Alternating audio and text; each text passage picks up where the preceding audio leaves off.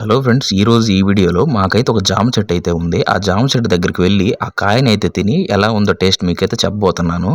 So friends, first of all అయితే మనం చెట్టు దగ్గరికి అయితే వచ్చేసాము. చూస్తున్నాను పెద్ద కాయ ఎక్కడ కనిపిస్తుందా కోద్దామని చెప్పి.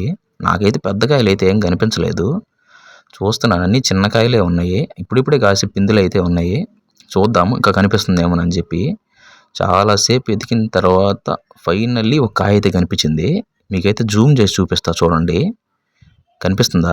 మ్యాక్సిమం మీకైతే కనిపించకపోవచ్చు. అదైతే ఆకులు వెనకైతే ఉంది. ఇప్పుడైతే మనం ఆ కాయని అయితే కోద్దాము. ఫ్రెండ్స్, ఇందాక కనిపించింది కదా, ఆ జాంకాయని కోయటానికి అయితే చెట్టు కిందకైతే వచ్చాను. ఆ జాంకాయ అయితే తక్కువ హైట్లో అయితే ఏం లేదు, బాగా ఎత్తులో అయితే ఉంది ఆ జాంకాయ. అయినా ఎట్టయినా పట్టుదలతో ఆ కాయని కొయ్యాలని చెప్పి ట్రై చేస్తానే ఉన్నాను. ఈ అటెంప్ట్లో కూడా దొరకలేదు. ఎలాగైనా వదిలేదే లేదు, ఎట్టయినా కోసేదే అని చెప్పి ఇంకా ప్రయత్నిస్తూనే ఉన్నాను. ఈ అటెంప్ట్లో అయినా పట్టుకుంటాను అనుకుంటున్నాను. సో ఫ్రెండ్స్, ఫైనలీ జాంకాయ అయితే దొరికింది. ఇప్పుడైతే దాన్ని కోసి మీకైతే చూపిస్తున్నాను చూడండి. పెద్ద కాయే, భలే ఉంది ఈ కాయ మటుకు.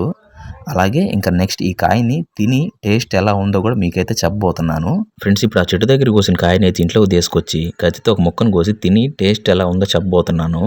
కోసేటప్పుడు అయితే ఆ కాయ కొంచెం గట్టిగానే అనిపించింది. పచ్చికాయని ఏమైనా తీసుకొచ్చానేమో అని అయితే అనుకున్నాను. కానీ టేస్ట్ చేసిన తర్వాత అయితే తెలిసింది నిజంగా కాయ అయితే చాలా బాగుంది.